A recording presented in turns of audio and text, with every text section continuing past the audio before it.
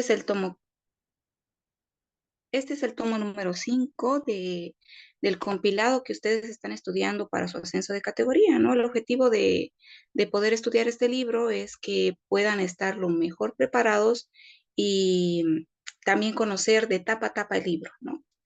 Que va a ser utilizado para poder hacerles las preguntas, etcétera, ¿verdad? Como habíamos hablado en la anterior sesión, el libro está abarcando todas las fechas y todo el ascenso de los problemas que existieron para que se diera la revolución de 1952, que ha sido una revolución que ha cambiado el panorama socioeconómico, cultural, político de nuestro país, ¿verdad? Entonces tiene estas partes y nosotros estamos en la primera parte, ¿sí? Y haciendo una síntesis de lo que hemos encontrado en la anterior sesión, ahora sí, corrigiendo sus sugerencias. Durante 1920 y eso, de 1899 a 1920, estaba predominando el Partido Liberal, como habíamos visto, ¿verdad? Empezaron las disidencias dentro del Partido Liberal en 1914 y ahí apareció el primer partido con Daniel Salamanca y un grupo de sus disidentes a formar un nuevo partido que se conocería luego como la Unión Republicana. A ver, sí, por ahí. Bueno, en este sentido, el liberalismo, a través de sus diferentes vertientes, a pesar que en el contenido tenemos que su declive fue hasta 1920, tuvieron grandes influencias en sus diferentes vertientes hasta antes de la Guerra del Chaco, ¿sí? Hasta donde se ve todavía la influencia del Partido Liberal. ¿Ven? La Guerra del Chaco fue el punto clave que llevó a los grandes cambios de la guerra de la Revolución de 1952. ¿Y por qué? Porque desnudó una profunda crisis que existía en el país, una brecha enorme de carencias que existían en nuestro país, tanto por la división regional, por la economía mal manejada, por los criterios que se tenía para generar y producir ingresos, ¿no? Entonces, todo eso llevó a que se fuese debilitando la idea del Estado liberal, ¿ya? Hay un contexto internacional que, como vemos aquí en medio, también existían las contiendas y las guerras que han influenciado muchísimo en la economía de nuestro país, por tratarse de un país dependiente de, de otros países que compran materia prima, ¿verdad? Que es como nuestro caso. Entonces, una de las catástrofes, digamos, que ha influido bastante en este periodo que estamos estudiando es la crisis de 1929, porque con la caída de la bolsa de valores, ¿no? Y con la depresión de muchas economías, sobre todo las más solventes, que contribuían a que nosotros generábamos y vendiéramos nuestros productos, provocaron un cambio trascendental también por este lado, ¿no? No solo económico, sino también ideológico, porque muchos de estos se dieron cuenta de las diferencias que había, ¿no? Cuestionaron a los sistemas que se estaban manejando, al liderazgo político que se estaba manejando en ese entonces. Y ya en diferentes países eh, fueron surgiendo migraciones hacia nuestro país y esas migraciones también trajeron a su vez nuevos ideales que luego nosotros adoptaríamos y daríamos nuestro propio aporte, ¿no? Bien, ¿qué más tenemos por acá? Me gustaría ocultar esta pequeña, no sé, la barra de herramientas, pero bueno, no puedo. Deja ver todo. No, no se puede mover más. Bien. Bien, como decía, el desarrollo del capitalismo nos trajo el confort, la crisis del 29 nos afectó las economías dependientes y esto llevó al proceso de la llamada urbanización. ¿Sí? Esto hacía que la gente del campo, al no poder producir su materia prima porque no existía quien la compre, entonces empezaron a migrar a las urbanizaciones a las áreas urbanas, y así se formaron nuevas ciudades más pobladas, etcétera. Y esas serían también las bases para las organizaciones populares. ¿Por qué? Porque estas personas que venían de sectores marginales fueron formando sus propios liderazgos y sus propias visiones para obtener sus derechos. Entonces, eh, bueno, toda esta parte hace énfasis en ese proceso de urbanización que ya lo comentamos en la anterior sesión. Bien, aquí tenemos el discurso antioligárquico que se manejaba, ¿no? El discurso antioligárquico venía incluso de países extranjeros basados en esto del populismo para poder llegar a tener la lucha de derechos, que eso es lo que se basa, ¿no? Las organizaciones populares buscan obtener derechos y eso era algo que estaba muy carente en nuestro país por este tiempo, porque todo estaba basado en satisfacer a una población privilegiada, hegemónica, y no así al resto de la población, que era como, por ejemplo, el sector indígena, ¿no? Que éramos bastantes. Esto también tuvo su influencia en otros países de Latinoamérica, que aquí se detalla, ¿no? México, Argentina, en fin. En nuestro caso también teníamos estos signos de populismo con algunos militares, ¿sí? Y hubieron nuevos protagonistas, en fin. También está el impacto de la guerra del Chaco, todo esto que les mencionaba, ¿no? Esta situación que Bolivia tuvo que vivir nuevamente y por última vez, ¿no? Que la idea de que podría pisar fuerte en la guerra no era más que una ilusión, ¿no? Y eso nos hicieron a dar cuenta lo dividido que estaba el país y todo eso llevó a que en 1940 se destape a los principales líderes que luego servirían para formar la nueva corriente. Bien, esto sigue siendo un poco lo que yo les había comentado en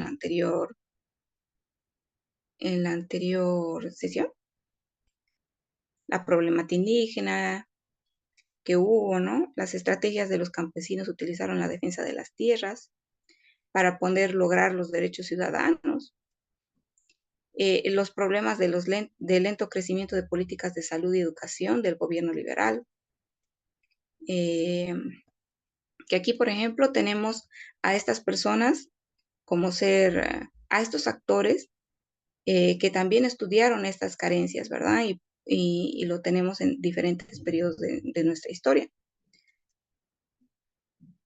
Ujú. Bueno, en este caso hay una marcada discriminación hacia la educación de los indígenas, preguntándose incluso si ellos deberían ser incluidos a la ciudadanía y a la democratización. Esta exclusión eran temas fuertes de este periodo de tiempo. Bien, y aquí estamos en el acápite del despertar de las energías sociales. ¿Sí? En este acápite podemos encontrar cómo fueron emergiendo los nuevos actores que cambiarían el sistema de, de nuestra dinámica sociopolítica. Ya.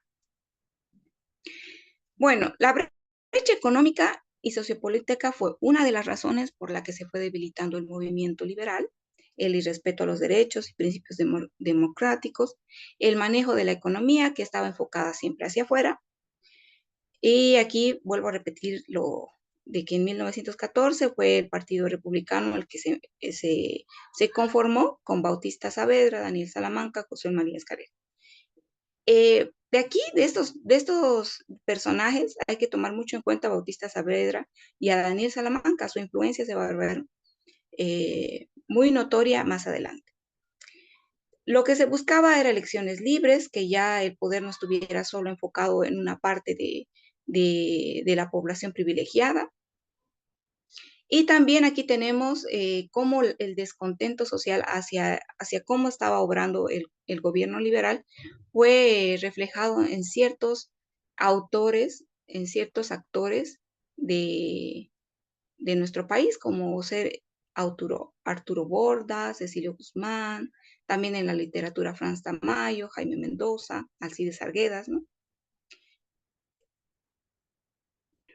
Bueno, una de las grandes problemáticas era cómo estaba Bolivia interactuando en sus diferentes regiones. Un segundo, por favor.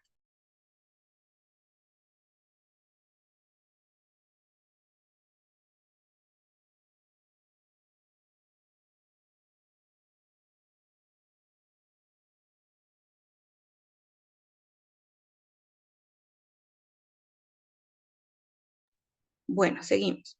Entonces, Bolivia y sus regiones tenía eh, ciertos problemas de integración social, ¿no? Bastantes problemas de integración social, porque toda la economía y todo el movimiento político estaba centrado en la extracción de recursos naturales y, y solamente estaba potenciado cierta región del país. Y al ocurrir esto, se tenía desolada otra parte de nuestro país que estaba en relación a Chuquisaca, Tarija y el resto del oriente, ¿verdad? Aquí tenemos datos de cada uno de estos departamentos, su proporción. Este lado de acá sería los más privilegiados, por ejemplo, en el caso de La Paz, Oruro, Cochabamba y Potosí, que eran los más privilegiados por el gobierno en aquel entonces. Eh, Otras problemáticas habían dejado de lado Chuquisaca y Tarija, que recordemos que Chuquisaca tuvo su auge también, pero por la caída de los precios eh, del mineral, Chuquisaca, y las contiendas que hubieron dentro de Chuquisaca, las disputas civiles, en fin, hubo una depresión en Chuquisaca, ¿no? En cambio, Tarija era una parte que estaba más asociada al comercio y a la agricultura por tratarse de su ubicación. Pero como vemos, tenía muy poca población, ¿no? Y volvemos a este lado, ¿no? El caso del oriente boliviano eh, tenía serios problemas de integración, la inexistencia de vías de comunicación, eh, como dice acá, ¿no? Con 22.000 habitantes no contaban con ningún servicio básico en 1924, ¿no? Apenas 8 grifos. Trinidad y que se diga, a pesar de que también existían ciertas regiones que eran potenciadas por ciertos empresarios gomeros, como ser Cachuela Esperanza, Guayara Merini y Rivera Alta.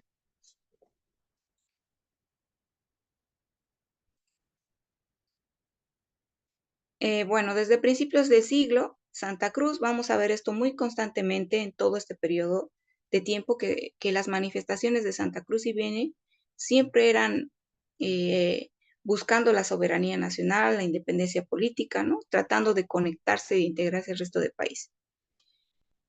Tenemos un famoso memorándum en 1904 donde se pedía que se los integrara al resto del país a través de vías de comunicación.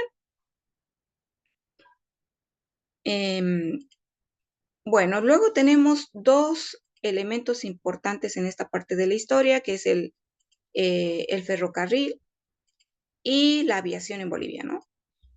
El ferrocarril en el sentido de que en las primeras décadas del siglo XX, el proyecto estrella del movimiento liberal era justamente fortalecer las vías de comunicación vía ferrocarril para eh, fomentar la exportación del mineral.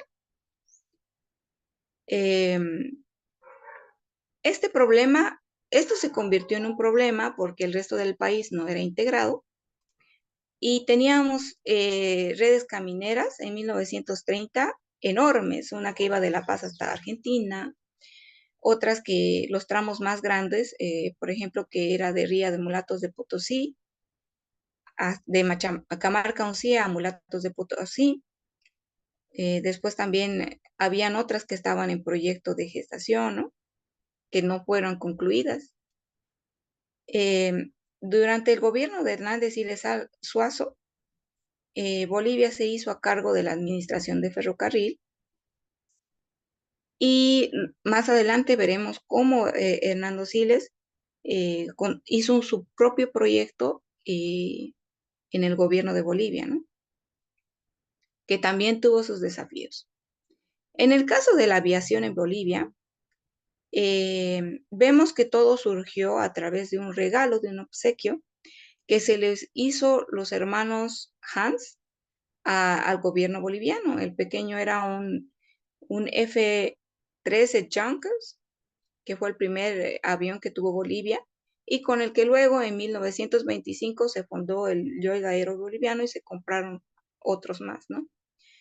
Los datos importantes dentro de este periodo de tiempo y relacionado a la aviación en Bolivia tienen que ver con los primeros vuelos que se realizaron. El primer vuelo fue en 1925, que fue de Cochabamba a Sucre. Se realizó una ceremonia con el presidente Saavedra. En 1937, ya el LAB contaba con vuelos a diferentes regiones. Iba de La Paz a Oruro, de Cochabamba a Valle Grande, de Santa Cruz a San José, Roboré, Puerto Suárez, Charagua, Choreti, Villamontes, Yacuiba. Iban a muchos lugares, ¿no? Y acortaban el tiempo. En otra parte de nuestra historia podríamos ver que había lugares a los que se llegaba en días, ¿no? En 27 días, 22 días, por ejemplo, como era el caso de llegar hasta Trinidad. Y que además era un viaje que se hacía por vía fluvial. Entonces, la aviación en Bolivia llevó a que la modernización empezara a realizarse, ¿no? Empezara a surgir en Bolivia. Porque gracias a eso se acortaron muchos los tiempos de llegada a diferentes partes de nuestro país. En 1941, ya, el Aero Boliviano fue nacionalizado. Se despidió al personal alemán y la administración fue cedida a la empresa Panagra. Pero pasada la Segunda Guerra Mundial, volvería a la independencia convirtiéndose en sociedad mixta. Bien, ahora sí vamos a la crisis del liberalismo. Dentro de la crisis del liberalismo, podemos ver que existen dos facciones importantes que se formaron por la disputa del poder. Primero era el Partido Radical y la Unión Republicana. El Partido Radical estaba constituido principalmente liderizado por Franz Tamayo. La Unión Republicana estaba liderizada por Juan Manuel Pando, Daniel Salamanca. Miren, aquí seguimos viendo mucho el personaje de Daniel Salamanca, ¿no? Ellos buscaban ambos, ¿no? Reformas sociales y luchar contra la corrupción y el mal manejo económico que se había en ese entonces, ¿no? En 1918, con el fin de garantizar la paz, la Sociedad de Naciones, influenciada por el presidente Wilson Woodruff, devolvieron los territorios de Alsacia y Lorena en Alemania. Recordemos que estos territorios habían sido expropiados a Alemania y cuando se le devolvieron con el fin de de generar paz en el mundo, esto llevó a que Bolivia se preguntara si podría tener posibilidades para recuperar el mar, ¿no? Entonces, nuestra lucha de recuperar el mar comienza en esta época del tiempo. Primero, nuestro primer representante fue el ministro y general y expresidente de Bolivia, Ismael Montes.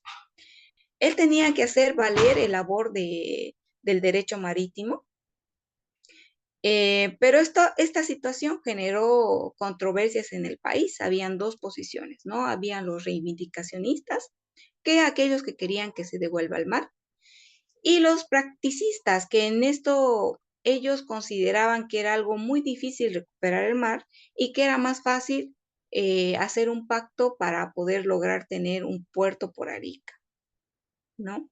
Después del ciclo liberal, habría otro grupo que trataría de recuperar la salida al mar, que estaba integrado por Félix Avelino Aramayo, Franz Tamayo y Florian Zambrana, ¿no?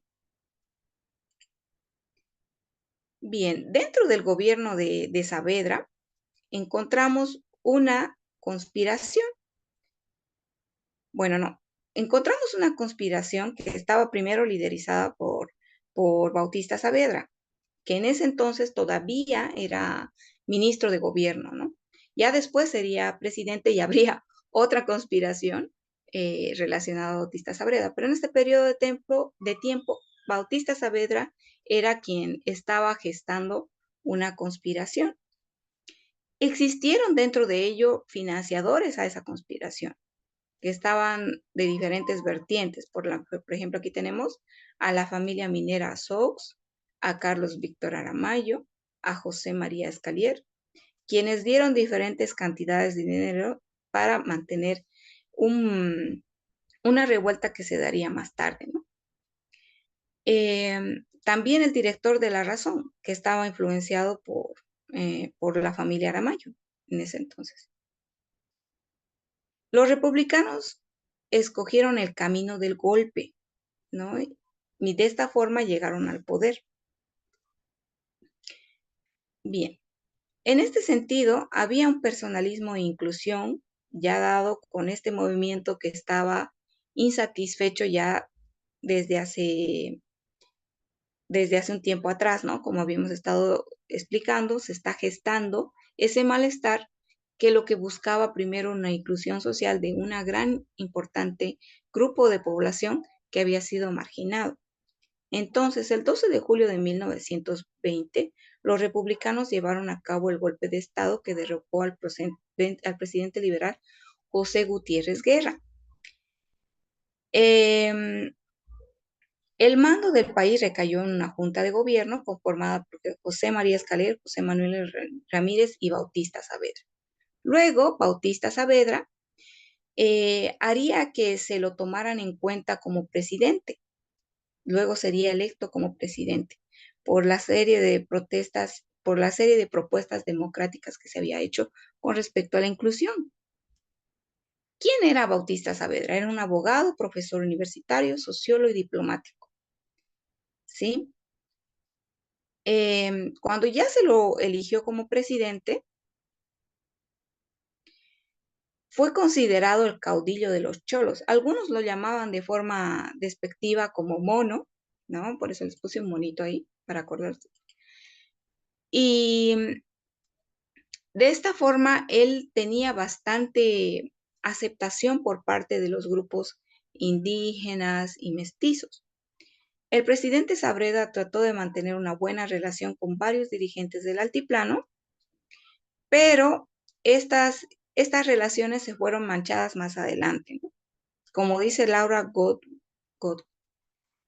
Godkowitz, señala que las leyes emitidas por el gobierno de Saavedra mantenían inalterada la subordinación indígena y dejaban abierta la posibilidad de controlar a través del Estado, ¿no? Este tipo de relación que tenía Bautista Saavedra con la población indígena estaba muy bien camuflada, porque de esta forma las relaciones eran amistosas bajo un discurso de inclusión que Bautista Saavedra todo el tiempo tenía. Lo que hacía más bien era tratar de controlar y servirse de protección de este grupo de indígenas. Entonces, en realidad no había una diferencia significativa en tratarse de la inclusión con respecto del anterior presidente liberal. La diferencia radicaba en que trataba de incorporar a sectores populares a la vida política, pero no tanto como para proporcionarles derechos y etcétera, ¿no? Sino más bien para tener un grupo que sea su soporte en las elecciones y en el movimiento que se estaba gestando, ¿verdad? Entonces, los proyectos y leyes que se incorporaron con este republicanismo estaban aparentemente dirigidos a favorecer la inserción de los indígenas en el ejercicio de la ciudadanía, con obras como la creación de escuelas. Sin embargo, como señala Roberto Choque, los republicanos en realidad buscaban construir una fuerza laboral dócil y sujeta a la tierra, y no precisamente una sociedad de ciudadanos con iguales derechos y deberes. Entonces, ¿no? Lo que se trataba de tener era una, una mano que sostenga sus intereses, ¿no? En 1921 hubieron una marcha que es conocida como la de Jesús de Machaca, donde hubieron alrededor de 3.000 y 4.000 aymaras que se movilizaron contra los abusos cometidos en la localidad. Se asesinó al corregidor y a su familia, y aunque el levantamiento fue sangriento, la represión fue brutal, ¿no? Aquí se vio que el gobierno tenía todavía la mano dura y podía reprimir a todo este sector de la población. Entonces, empezaron a haber una serie de contradicciones en el gobierno de Saavedra que, que serían las mismas que lo llevarían a la crisis. Dice, la forma ambivalente de accionar tendría sus consecuencias, como el descontento de los grupos, los llamados genuinos. Este grupo, los llamados genuinos, era un grupo de intelectuales. Eran un grupo de intelectuales que hacían críticas a cómo se estaba gestando el gobierno. Dentro de ellos estaba también Daniel Salamanca. Por eso digo que en esta parte de nuestra historia, Daniel Salamanca juega múltiples roles, ¿no? Lo vamos a ver inmerso en diferentes vertientes, sobre todo como, como erudito, como ideólogo, ¿no? Que fue introduciendo sus aportes en este periodo, ¿no? Estos genuinos generaron un resultado en la población de la clase alta, ¿no? Lo que lograba era que existiera un descontento con el presidente Saavedra y lo llamaran despectivamente el Cholo Saavedra, ¿no?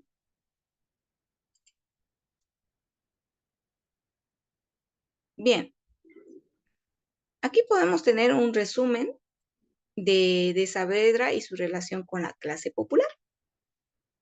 Como decimos, esta parte de la historia, el gobierno en sí de Saavedra, está marcado por las contradicciones que tenía en relación con la clase popular, ¿no? Por ejemplo, promulgó leyes que estaban a favor del derecho de la huelga y la jornada laboral de 8 horas, pero realizaba represiones violentas, como la represión de 1923, que se realizó a los trabajadores del centro minero de Uncía.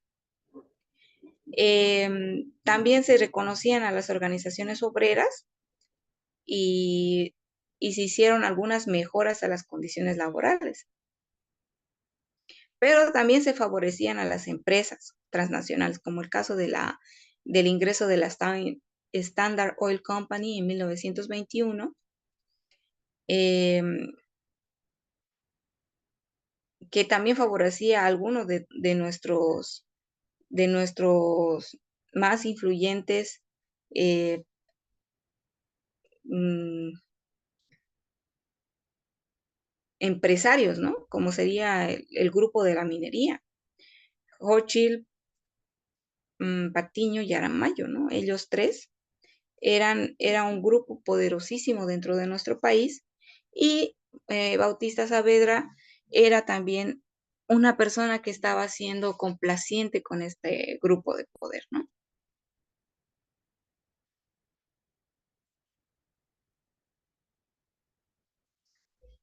Existían visiones de la democracia y la ciudadanía, ¿no? Por ejemplo,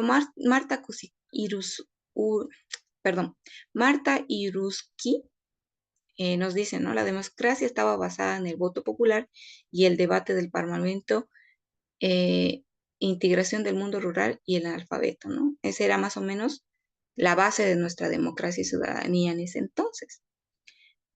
Laura Godwitz dice que las leyes mantenían la subordinación del indígena y posibilitaban su control estatal. Como había mencionado antes, se trataba de eso, ¿no? De endulzar el oído del indígena y mantenerse en el poder a su costa, haciendo una que otra eh, acción favorable a este grupo de poder, ¿no? A este grupo que buscaba el poder. La relación con los dirigentes del altiplano apresó a golpistas acallados por indígenas de Achacachi y defensores de Saavedra, ¿no? Había un grupo que sí les servía incluso de grupo de choque para defenderlo a Saavedra. En 1921, tras la masacre de Jesús de Machaca, el levantamiento y la brutal represión de Aymaras contra los abusos del corregidor, esa fue otra importante contradicción. Esto hizo que existiera un distanciamiento del gobierno con el sector de la población.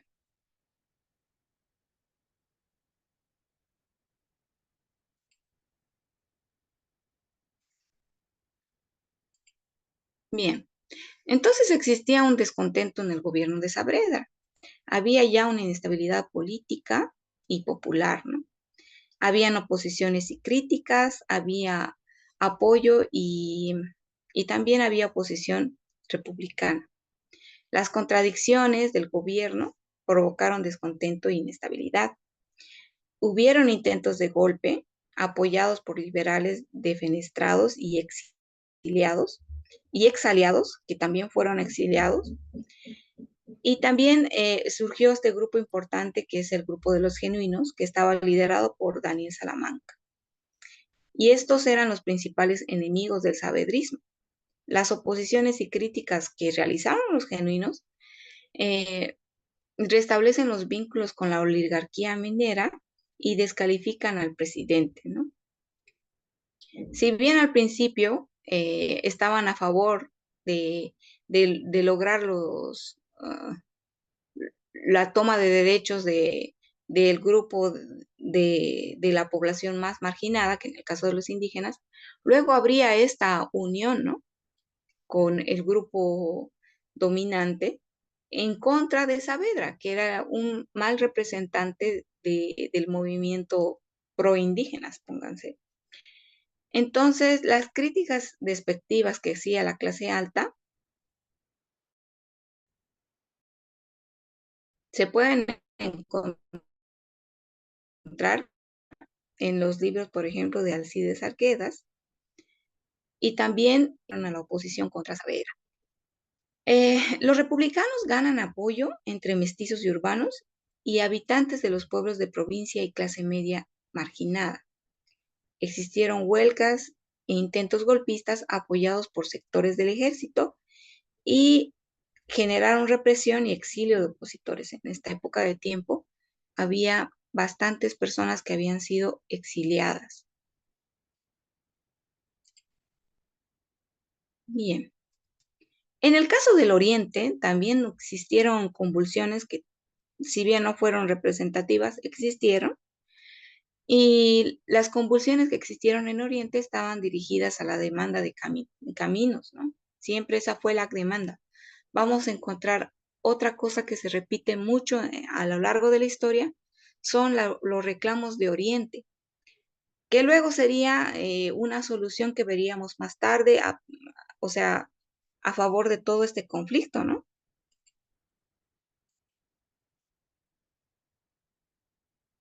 Eh, porque una de las soluciones que hubo después sería la gran marcha hacia el oriente, ¿verdad? Donde eh, empezó a crecer este lado de la región y creció muy rápido, ¿no?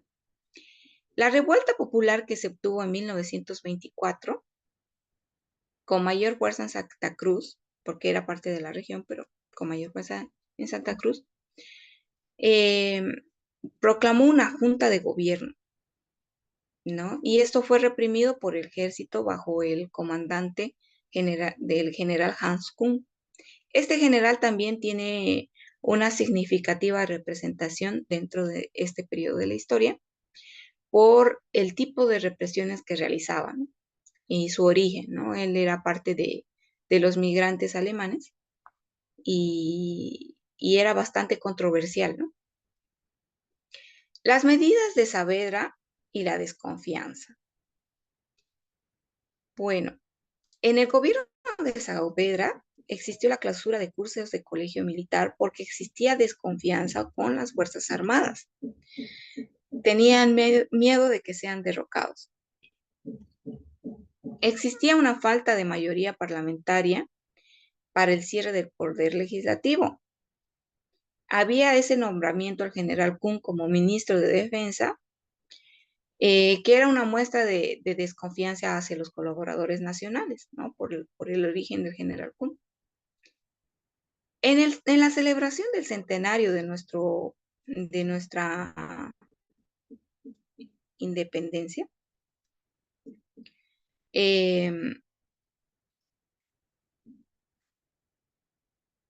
fue una oportunidad para reflexionar y buscar soluciones a los problemas internos que teníamos. Fue una celebración que no tuvo una relevancia esperada. En el caso de la Standard Oil Company, empezó a explotar en la provincia de Camiri, y la influencia de esta empresa en la política incluso contribuyó a la anulación de credenciales de Abel Iturralde, que era un crítico de la empresa, ¿no?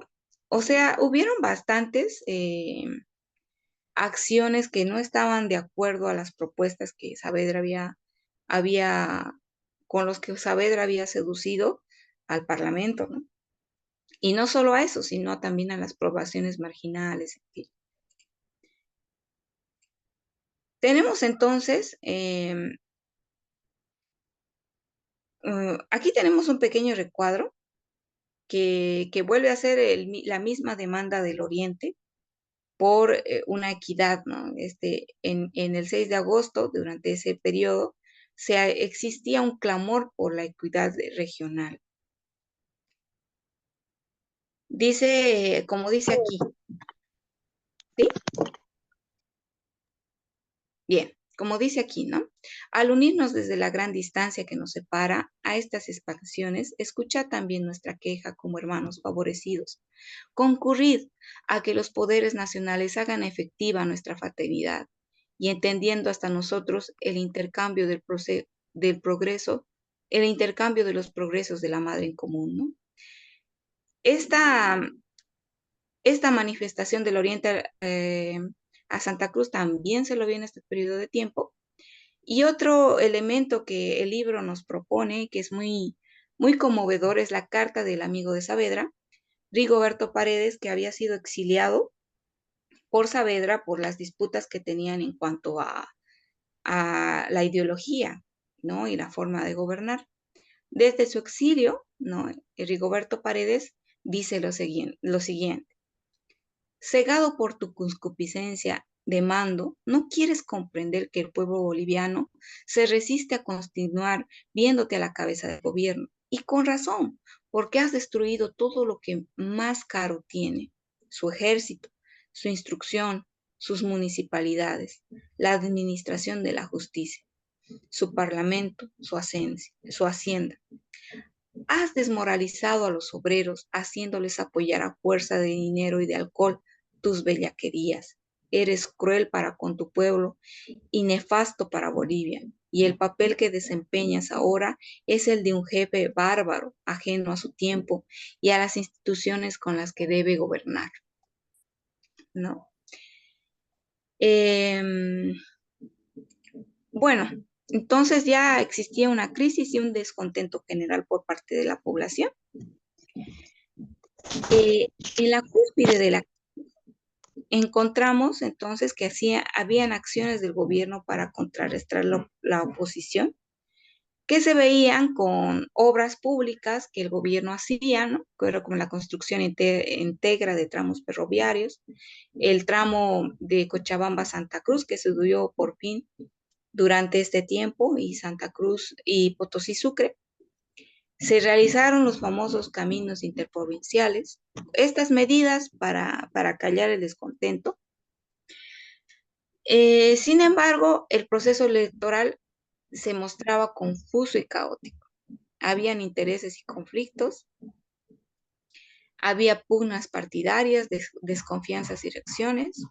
La elección del presidente Saavedra en un contexto de caos, o sea, se dio esa elección en un contexto de caos, cuando existían candidatos y resultados, ¿no? Había, por ejemplo, aquí tenemos los candidatos, el doctor Gavina Villanueva y Abdón Saavedra, que era hermano del presidente. También había Villanueva, eh, también había el doctor Daniel Salamanca, que también estaba como candidato, ¿no? Em, el presidente Saavedra solicitó la renuncia de Villanueva mediante una carta privada, dice, y Villanueva se negó a eso, ¿no?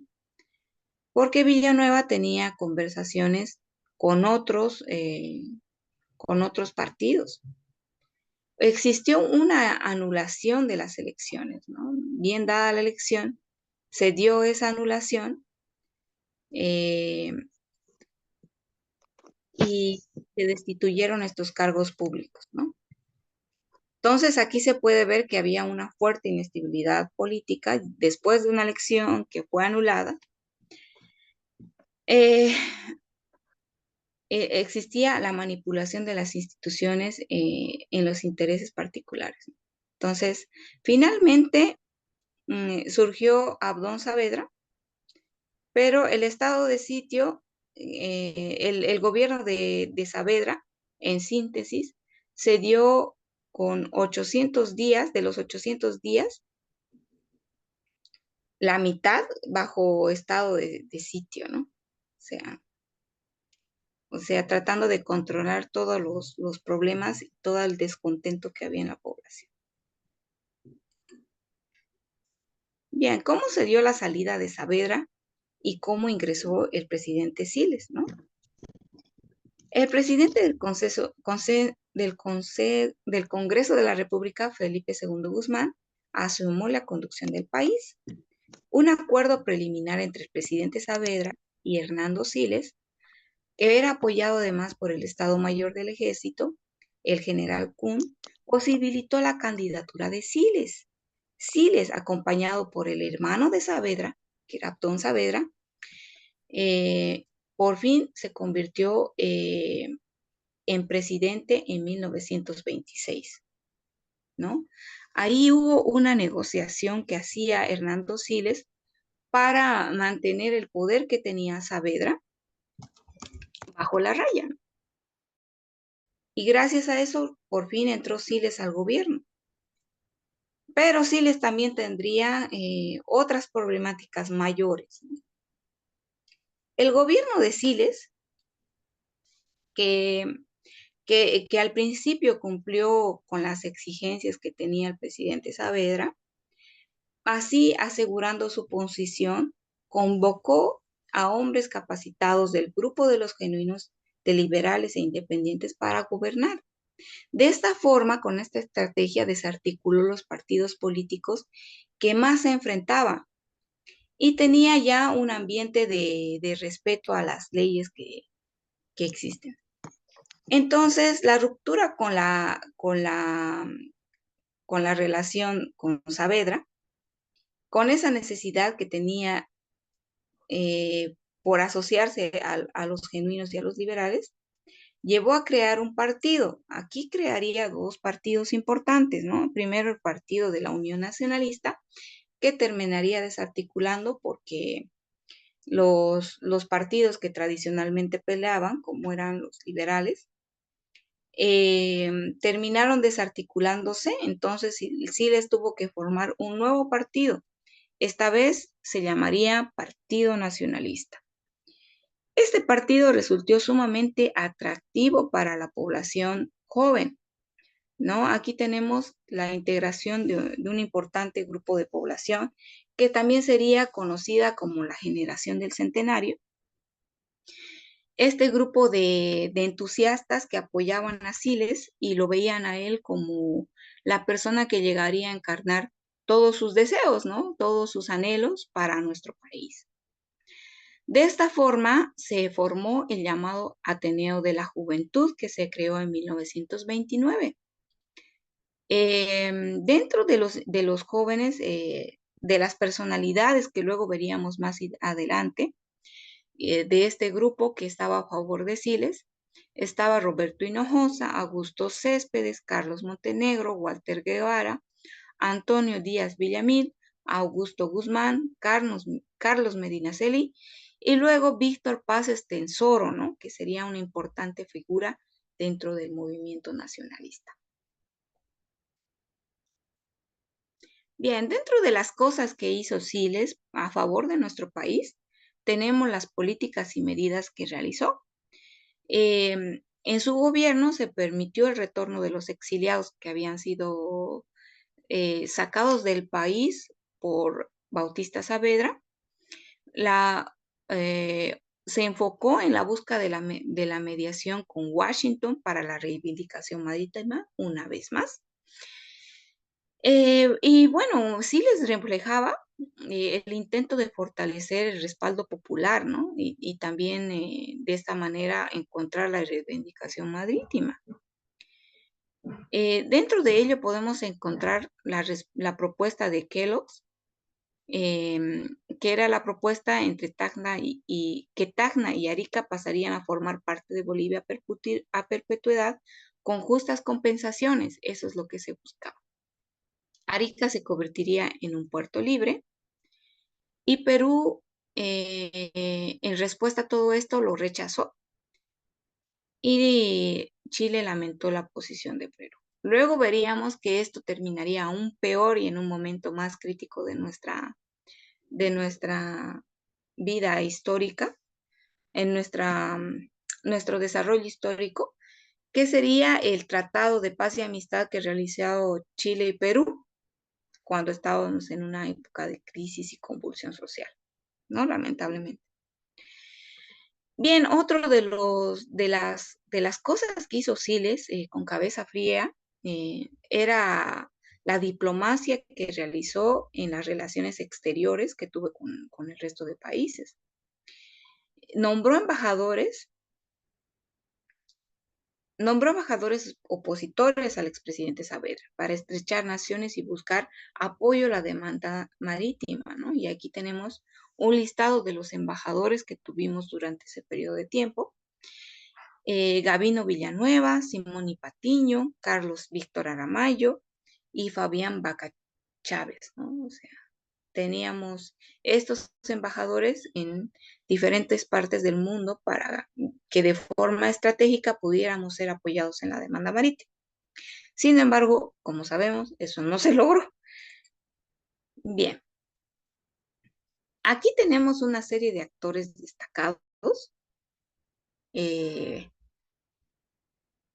como es el caso de Illamil Augusto Guzmán, Carlos Medinaceli y Víctor Paz Estenssoro, que eran intelectuales eh, y el periódico El Diario, ¿no? Que apoyaba la idea de que el gobierno se colocara por encima de los partidos políticos para representar a la mayoría del ejército. No nombraron al presidente y lo reconocieron como capitán general de la República, ¿no? Ahí ya se veía que no solo había aceptación por parte de ciertos grupos de poder, y también había afinidad con sectores marginales, sino que además el ejército estaba reconociendo y apoyando al gobierno, ¿no? Em, entonces, también el presidente Siles, vemos que había acercamiento a los sectores populares. Como vemos, estaba yendo todo viento en popa, ¿no? Em, Se realizó el desplazamiento del tranvía para comunicarse con el pueblo, se desplazaba en el tranvía. Existía la inauguración del monumento de las heroínas en la cordillera de Cochabamba. Eh, se removió remoción, dice, de funcionarios con pasado antidemocrático, ¿no? Como fue el coronel Andrés Valle. Entonces, estas actitudes también trajeron favoritismo hacia el gobierno de Siles. Las políticas que desenvolvió fueron el retorno de los exiliados, como había mencionado, y la mediación por la reivindicación marítima. La propuesta de Kellogg's en 1926 también fue uno de las acciones del presidente Siles. Bueno, ¿a qué nos llevó todo esto, no? Eh, dice, eh, dentro del contexto que estábamos viviendo, que era una dura crisis económica, el gobierno buscó el apoyo de magnates mineros como Simón y Patiño. Aquí ya empezó la crisis económica, porque recuerden ustedes que estábamos en 1927 y el desplome de la bolsa de valores se hizo en 1929. Empezaron a haber mm, movimientos contrarios al gobierno, por ejemplo, el levantamiento de los intrios en Chayanta. Aquí ya vemos un personaje muy importante como fue Tristan Marov, que se autonombró así como Tristan Marov, pero su nombre en realidad era Gustavo Navarro. Eh, Aquí fueron las primeras reivindicaciones del indio, ¿no? Que estaban a favor de obtener sus derechos.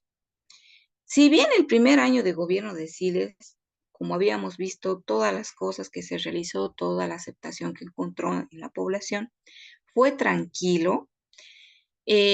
Pasado el año empezaron a existir los problemas sociopolíticos, ¿no? El general Kuhn había renovado relaciones con el gobierno y al renovar relaciones con el gobierno ingresó una misión de militares, una misión alemana, que estaban a cargo del capitán prusiano Ernest Röhm. Esto llevó a que hubieran ciertos problemas internacionales, como fue el reclamo que tuvo Inglaterra y Francia por esta acción del gobierno boliviano. Entonces ya estaba gestándose la crisis económica y ante la negación de Patiño por la ayuda que se le estaba pidiendo, se lo presionó a través del Banco Mercantil, que era propiedad de Patiño. A pesar de todo esto, la convulsión estaba aumentando en el país. ¿Ya? Entonces entramos a una crisis de gobierno. Eh, la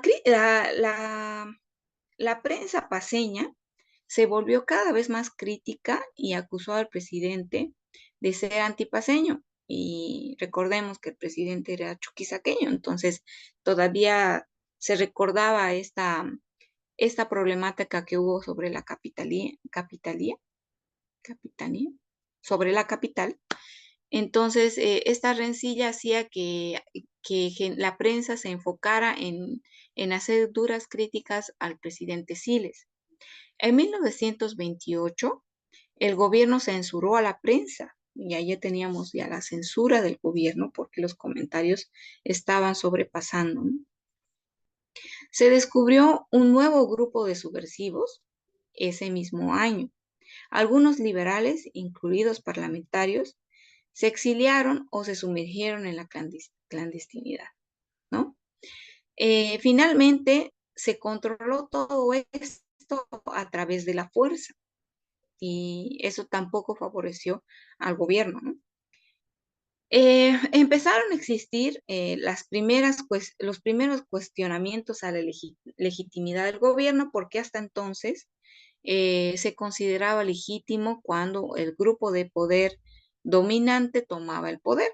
Entonces empezaron a gestarse eh, los primeros juicios de legitimidad hacia el gobierno. Entonces también aparecieron sectores sociales que buscaron espacios para construir una nación solidaria e inclusiva. Aquí ya empezó a ver la influencia de la ideología de izquierda, que luego va a ser muy importante porque ya veremos cómo se está gestando la ideología de izquierda hasta 1952, cuando se dio el movimiento nacionalista revolucionario. Eh, entonces, esta inquietud social que ya era evidente y que estaba gestada en el país, mostró una serie de sublevaciones indígenas en el área rural. Se fortaleció el naciente proletariado y el artesanado urbano. La clase media, incluyendo mujeres, se involucraron también políticamente. Aquí otra cosa que surge es el movimiento estudiantil, que fue relevante en este contexto, sobre todo porque recordemos que el gobierno de Siles estaba muy bien, estaba fortalecido, amparado por la población joven, ¿no? Que, que bueno, que a este punto empezó a haber revueltas estudiantiles también.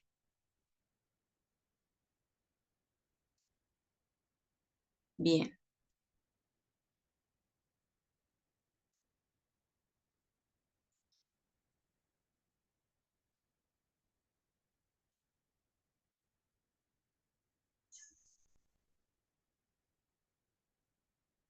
Bien, un segundito, por favor.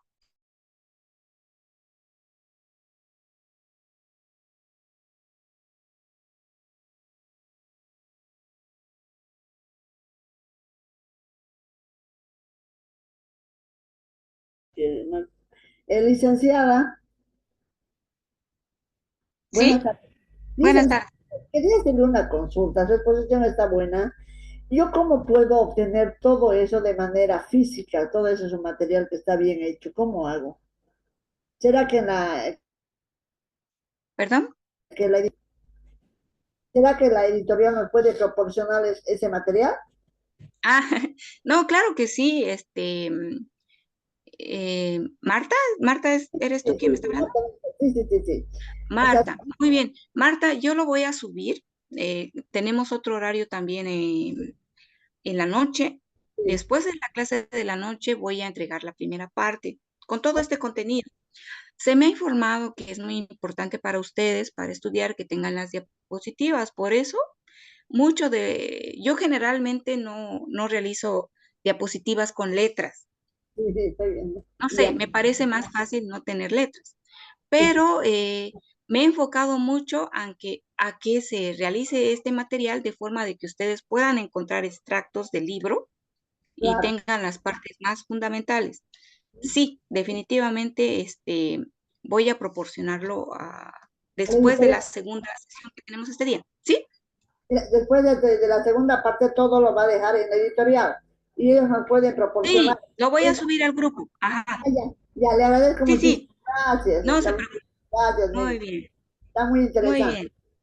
Bien, hasta esta parte, gracias, muy bien, bien. Hasta esta parte de la historia vemos cosas muy importantes que no tenemos que olvidar, ¿no? Dos gobiernos fundamentales antes de la Guerra del Chaco que eh, van a marcar un cambio radical en el país, ¿no? Tenemos cómo entró Saavedra, Bautista Saavedra al poder y cómo entró Siles al poder y lo que ocurrió en el contexto internacional para que Siles vaya en declive.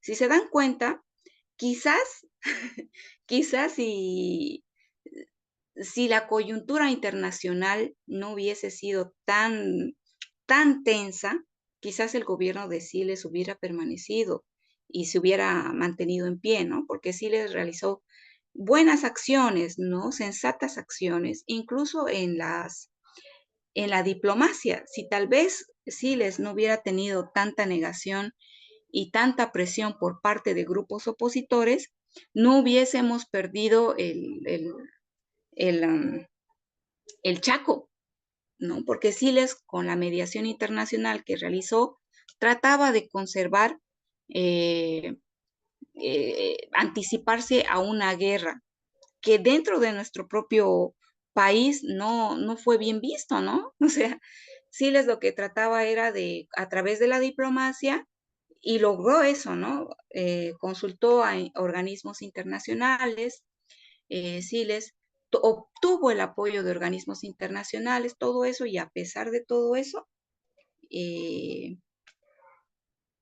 nuestro propio grupo de, de pensadores estaba en contra de ello y reclamaban una reivindicación del honor, ¿no? Como se dio, bueno, pero vamos eso viéndolo, ¿no? No me quiero anticipar eso. Eso sería dos datos fundamentales, ¿no? Cómo entró de forma diplomática Siles al poder, a través de la persuasión con Bautista Saavedra, que Bautista Saavedra entró con mucha seducción a las masas populares, ¿no? Hizo esta seducción, pero no cumplió nada de lo que dijo prácticamente, solamente se aseguró de tener el poder. Y en una parte del texto vamos a encontrar también que, que Bautista Saavedra tenía incluso la tentación de perpetuarse en el poder, ¿no? Pero al ver que era evidente que podría ocurrir algo funesto, declinó. Pero dentro de todo esto de Bautista Saavedra y su necesidad de conservar el poder, vemos cómo introdujo a Abdón Saavedra, su hermano, para que esté dentro del gobierno de Siles. Entonces, esto es algo también importante porque en nuestros antecedentes históricos, en nuestra pequeña Bolivia, con nuestra pequeña población y nuestra falta de integración, de inclusión social, solamente el poder estaba dirigido en un pequeño grupo hegemónico. Y este pequeño grupo hegemónico estaba acostumbrado a hacer la voluntad del presidente, entonces, y sin tomar en cuenta las necesidades de la población. Eh, Estas son las cosas más importantes de este conflicto hasta este momento. Además, hay que tener muy en cuenta la participación de Daniel Salamanca, que se lo ve en una transversal en todo este tiempo, Daniel Salamanca, ¿no? Cómo sus ideas eran tan influyentes dentro de su biografía, encontramos que a pesar de ser un hombre bastante escuálido, enfermizo y todo eso, era muy bien reconocido en el sector por ser una persona muy notable, ¿no? Muy inteligente, etc. Otro punto fundamental, aparte de nuestras necesidades de integración, ustedes no se olviden de eso, los problemas de integración llevaron al declive al Partido Liberal, el mal manejo de la economía que estaba enfocada siempre hacia afuera y, eh, y los problemas de inclusión porque no se tomaba en cuenta para nada ni se los consideraba como ni se los consideraba como posibles candidatos a la democracia a todos los que eh, tenían un origen originario, ¿no? Que eran indígenas, ¿no? Y eso es muy importante de recordar. Y por último, ¿no? Que veremos muy importante más adelante, es el asunto de la participación del Oriente, del reclamo del Oriente, que se ve en toda igual. Esa es la transversal. Vemos entonces la transversal que atraviesa toda nuestra historia, los problemas de integración, los reclamos del Oriente, las ideologías de Daniel Salamanca, eh, la influencia del contexto sociocultural internacional y económico que llevaron luego el declive a Hernando Siles Oso, ¿no? Bien, continuemos entonces. ¿Alguien quiere decir algo? ¿Alguien está impactado con los sucesos de nuestro país? Esto también nos lleva a reflexionar sobre realidad nacional. La historia nos permite darnos cuenta de eso, del llamado darwinismo social que estaba inmerso en nuestra sociedad, ¿no? Recuerden la ideología de Darwin, ¿no? Darwin decía que la evolución es del más fuerte. Darwinismo social se refiere, es similar, el concepto está ligado al concepto de darwinismo así, sino que en la política, en la sociedad, lucha sobrevive el más fuerte, ¿no? Y eso era lo que se estaba viviendo en nuestro país hasta entonces. Voy a volver a compartir.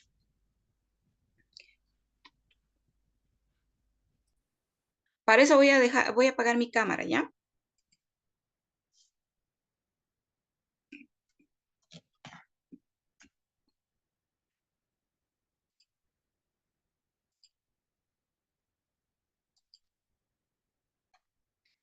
Bien, estamos todavía en esta parte de la historia, ¿no?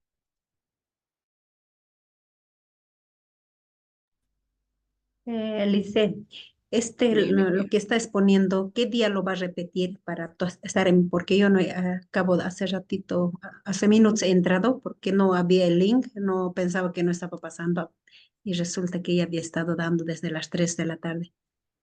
¿Quieres? Yo hago una pequeña recapitulación antes de Ya, empezar cada parte. ya. que la próxima clase voy a recapitular un poquito lo que hemos avanzado, así puntos, para los que no han podido estar y así. ¿Ya? Ya, gracias. Ya, muy bien. Bien, ¿dónde nos quedamos? Ya me he perdido. Sigamos, sigamos, sigamos, sigamos. Creo que estábamos por aquí, ¿no? Ya. Bien, ahora sí, vamos a la crisis del gobierno de Siles, ¿de acuerdo? Durante la crisis, una de las cosas que se hizo durante la crisis fue la cédula de identidad boliviana. La primera vez, aquí aparece la cédula de identidad, es un hito importante para recordar. Tenía un costo la cédula boliviana y obviamente quienes no podían tener cédula eran los indígenas, salvo que tuvieran terrenos, ¿no? Poseyeran tierras de comunidad. Entonces ellos sí, pero indígenas no tenían derecho a la cédula. Qué tragedia, ¿verdad? En el caso de profesionales, el costo de la cédula era 5 bolivianos, 2 bolivianos generales, tenían que pagar 3 bolivianos. Ah, no, perdón, y un boliviano los indígenas, ¿no? Solamente los que tenían comunidades, ahí sí tenían que pagar 3 bolivianos. Por eso, a esta parte puede reflejarse el llamado darwinismo social que les había mencionado. Y como les expliqué, el libro no le explica, pero es bueno saber lo que es el darwinismo social, ¿verdad? Aquí se ve reflejadísimo. Licenciada, una sola duda, nada más. Sí, claro. Eh, Hernán Siles Reyes sería, ¿no? Porque Ay, Suazo. perdón, Suazo le ando diciendo, ¿no? Sí, correcto. Hernán Siles Reyes es el que Discúlpeme. estamos buscando. Muy bien, gracias. Muy bien, sí, justamente. Bien, entonces seguimos aquí. El llamado darwinismo social que se ve reflejado aquí es porque a algunos se los privilegia, ¿verdad? Los privilegiados eran esta clase dominante y hegemónica y tenía de lado a los que eran marginados, ¿verdad? En diciembre de 1928, eh, están tocando mi puerta, un segundingo.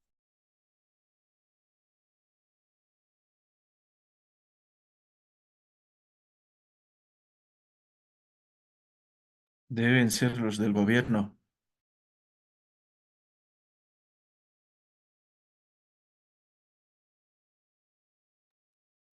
¿Será? Tal vez. Colegas, una consultita. ¿Desde qué diapositiva ha empezado? Porque yo llegué muy tarde, Desde porque una colega es desde el primero, ya está exponiendo. Hartas uy, diapositivas ya pasó. sí, no me Dígame que le llegó. pregunten si está grabando. Está grabando ahí en la ¿Sí? izquierda Ah, superior, está está grabando, grabando. sí. Gracias. Listo, ahora sí. Disculpen, es que a veces tocan la puerta en el momento menos pensado, ¿no? Ya, en diciembre de 1928 llegó una noticia inquietante y esto sería nuestra última tragedia, ¿no? Lo que había ocurrido es que el Fortín Vanguardia fue atacado por militares paraguayos. Y como no se sabía muy bien cuál había sido el impulso de la provocación o por qué había surgido este problema, eh, o sea, no se sabía exactamente cuál era la razón para el conflicto que había ocurrido en el Fortín Vanguardia. A veces se consideraba que tal vez había sido influenciado por Chile, ¿no? No, o sea, no se sabía exactamente, ¿no? También se consideraba la posibilidad de que hubiera un ataque, una relación desafortunada de un mayor paraguayo ante una acción violenta de un miembro del bando opuesto, ¿no? O sea, no era un problema significativo en ese momento. Sin embargo, a pesar de las incertidumbres, ese incidente fue el que marcó la confrontación entre Bolivia y Paraguay. Y ya lo vamos a ver por qué. A pesar de que no fue un conflicto significativo y que podría haberse considerado por una riña personal entre militares o tal vez influenciado por otro lugar, o sea, fue lo que marcó nuestra problemática con el Chaco. Licenciada, ¿está de ¿sí? acuerdo que Daniel Salamanca Urrey tenía la intención de anexar Paraguay y Bolivia? Ese era su objetivo. Usted ya lo recalcó, era muy inteligente nuestro expresidente. Y el detonante Mire, podríamos del ataque hacer, al Fortín Vanguardia fue solamente una excusa. nosotros podríamos hacer miles de conjeturas al respecto, disculpe, ¿no? Pero lo que sí se puede evidenciar es que Daniel Salamanca tuvo la acción de generar el descontento en la población, ¿no? Que tuvo esa influencia, ¿no? De no ser así, quizás hubiera triunfado la que se llama esto, la diplomacia. Y no fue así, ¿verdad? No triunfó la diplomacia, sino que se convulsionó la población y mucho de eso tiene que ver con la influencia de Daniel Salamanca, ¿no? Entonces, no sabría decir si fue parte de su propósito, pero lo que sí es que él fue un actor significativo en que no se dé. Desde mi opinión, claro, ¿no? Sigamos. Bien, entonces hagamos el contexto del conflicto del Chaco. El mundo occidental prestó atención al conflicto que existía en el Chaco, ¿no? Pero la controversia era porque supuestamente había reservas petroleras en la región. Esa era la idea. Por eso empresas empezaron a expresar su interés por este conflicto que estaba ocurriendo. Se creía que había una reserva petrolera en la parte del Chaco. Menos mal que no. Pero bueno, también la prensa y la opinión pública y algunas fuentes europeas y estadounidenses señalaron esta posibilidad. Las acciones del gobierno boliviano denunció esta agresión ante la comunidad internacional. Hubieron la ruptura de relaciones con el Paraguay y se buscó la mediación eh, a través de la Conferencia Internacional de la Conciliación y el Arbitraje de Washington, en Washington. Y claro, aquí el veredicto fue a nuestro favor, ¿no? Reconocieron que Paraguay era el agresor y se tenía que restituir la vanguardia. Pero eh, existieron ciertas reacciones y contradicciones políticas, ¿no? Teníamos una victoria diplomática, pudo haberse quedado ahí. Pero los políticos, que siempre generaban una gran influencia en la sociedad, como el llamado Bautista Saavedra, criticaron eh, la situación. Y otro de ellos fue Daniel Salamanca, ¿no? Que tuvo, no sé si está en el libro, pero hizo un comentario, ¿no? Al respecto, despreciando esta acción de Siles.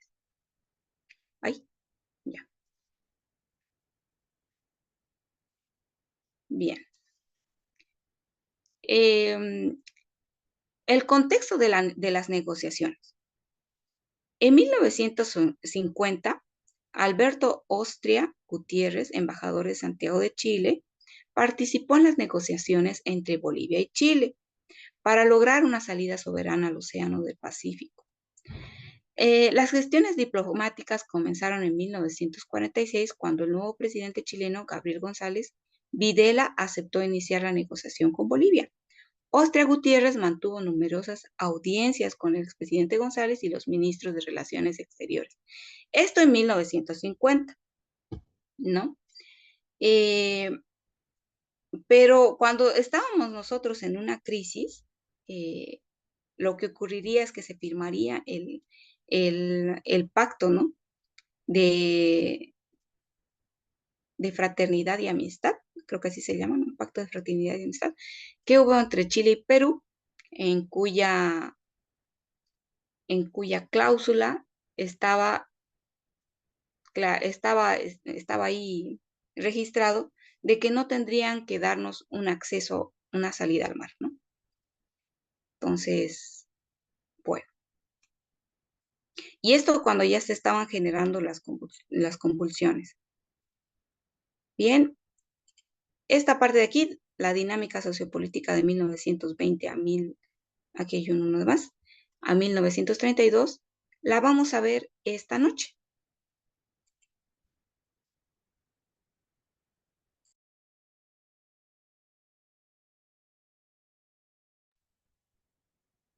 ¿sí? ¿Algún aporte que quisieran hacer? Ahí vi a algún entusiasta de la historia boliviana. La historia pues se repite, licenciada, ¿no? Lamentablemente. Tiene diferentes actores, pero bueno, eso yo alguna vez he hecho una crítica y he dicho, si bien antiguamente los grandes presidentes, como queramos llamarlos, tenían conocimiento, pero de una manera frágil se puede decir, ¿no? En la actualidad, yo digo, son grandes letrados, estudiados, todo eso, y nos damos cuenta que de mal en peor va pues la situación, ¿no es verdad? Hay diferentes cosas que evidentemente no agrada al país, ¿no? Y estamos viendo cada día situaciones que realmente da pena ver que Bolivia como desde un principio ha ido teniendo grandes problemas, el mal manejo de aquellos presidentes, y en la actualidad se ve peor ahora que estamos ya un poco más ligados a la tecnología y podemos darnos cuenta de tantas cosas, ¿no? Y en algún momento yo hago un análisis y digo, para que un poquito haya podido cambiar y que los campesinos, los indígenas tengan representación en el Estado, nos gusta o no nos gusta, ha sido pues el presidente Morales, ¿no? Quien indígena ha querido y ha logrado, ¿no? Que todo eso cambie, ¿no? Pero a pesar de eso, vemos que sigue habiendo pues el impulso de la derecha, de querer frenar muchas situaciones, o sea, ya son ya problemas hasta personales, se pueden decir, intereses personales, diré, intereses personales que en la actualidad están llevando también a un caos, pues a Bolivia, ¿no es verdad? Sí, Marta, muchas gracias. Marta está detallando cosas muy importantes de la realidad nacional, ¿no? Una de ellas es que la ideología, que a veces es el instrumento que nos da la esperanza, ¿no? La ideología, ya sea en solución a cualquier problemática social, generalmente ha sido utilizado para endulzar los oídos del pueblo en la búsqueda de los intereses personales. Entonces, si bien existe cualquiera que sea, ¿no?, la realidad de nuestra historia, personas muy capacitadas, muy preparadas, instruidas y etcétera, y tienen un discurso de inclusión, de solidaridad, de respeto, de crecimiento, la realidad es que muchos de ellos tienen intereses de por medio, ¿no? Y que para poder salvaguardarnos a nosotros mismos de sus... ¿Mm? ¿Qué dice? Sugiere que no se opine. La verdad que yo pienso que se ha equivocado ese docente porque qué lindo es intercambiar ideas, ¿no? Cada uno tiene un criterio diferente tal vez o ve de otra manera y de esa otra manera, buena o mala, como usted decía, licenciada, hace rato, aprendemos, pues, ¿no? Por eso yo de nuevo enfatizo y digo, si en aquella época eran grandes ignorantes, en la actualidad grandes letrados, y solamente lo que usted hace rato comentaba y decía es pura teoría, en la práctica no existe, pues porque cada uno ve sus intereses personales. Yo primero, segundo yo y toda una vida yo. Y a mí que, disculpe la expresión, ¿qué me importa mi país? Pues no, mi país, ya yo soy boliviano, ya. Pero hay otra gente que desearíamos, ¿no? Yo particularmente no soy política, pero a veces me da rabia y la impotencia de saber de nuevo, le digo, grandes eminencias y no hacen nada bueno, más al contrario. Por eso yo le hago una crítica al docente que dice que no hagamos críticas. En la historia, licenciada, tiene que haber críticas de una y otra manera. Y de ahí posiblemente podamos aprender, o no sé si estaré equivocada.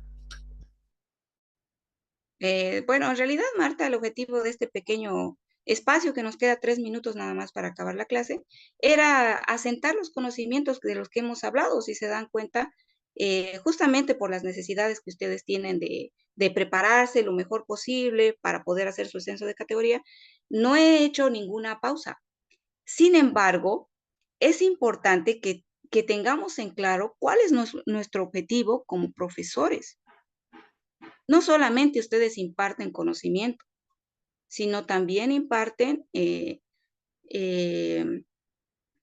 valores, y etcétera, y proporcionan un espacio de reflexión, que al final de cuentas, de eso se trata la educación, ¿no? De proporcionar un espacio de reflexión para la construcción de nuestras propias opiniones. Sin embargo, entiendo perfectamente que ustedes estén afanados y preocupados con lo que tienen que cumplir y a lo que tienen que llegar, ¿sí? Bien, nos vemos en la noche. Nos queda 2 minutos, pero no quiero presionar a nadie con esos pequeños 2 minutos. Licenciada, cada criterio se respeta, no se preocupe. Nosotros somos consecutivos con emprender y hemos participado casi en todos los talleres y por eso yo creo que nos hemos ganado el derecho, ¿no? De opinar. Está bien lo que usted está haciendo, licenciada. Solamente ayudamos a profundizar un poquito, ¿no? Con respecto a lo poco que nos queda, quería decir que el Tratado de Paz y Amistad y Límites con Chile de 1904, Chile nunca nos accedió a nosotros a recuperar nuestro territorio, pero con Perú fue un trato distinto, por ejemplo. ¿Por qué? Porque Sí, sabemos muy bien que nosotros hemos entrado en confrontación en 1879 y nos hemos salido en 1880 traicionando la alianza con el vecino Perú. pero Pero Perú se quedó hasta el último, ¿no? Casi fue ujú. invadido, Lima fue invadido.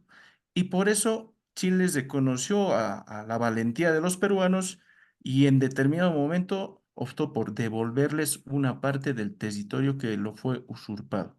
Pero a Bolivia nunca nos accedió nada debido a esa, ¿cómo le digo? A esa cobardía que mostramos en pleno conflicto bélico, debido a nuestras Pero autoridades. se nos propuso más adelante, ¿no? Se nos da la posibilidad siempre y cuando demos las aguas del Titicaca, Del ¿no? Silala Potsi. El Titicaca también. Bueno, lo vamos a ver en la siguiente sesión, esa partecilla, ¿ya? Dice que le hagamos el cuestionario. Está en el grupo el cuestionario hasta la página 44, ¿sí? El cuestionario que está en el grupo, el documento que ya se pasó, está hasta la página 44 del libro, así que lo pueden aprovechar. ¿Está bien? Nos vemos más tardecito. Descansen, coman algo, relájense. Hasta luego. Muchas gracias. A ustedes, hasta luego. Hasta luego, Licen. Muchas gracias. Eh, oh, Gracias. Dios.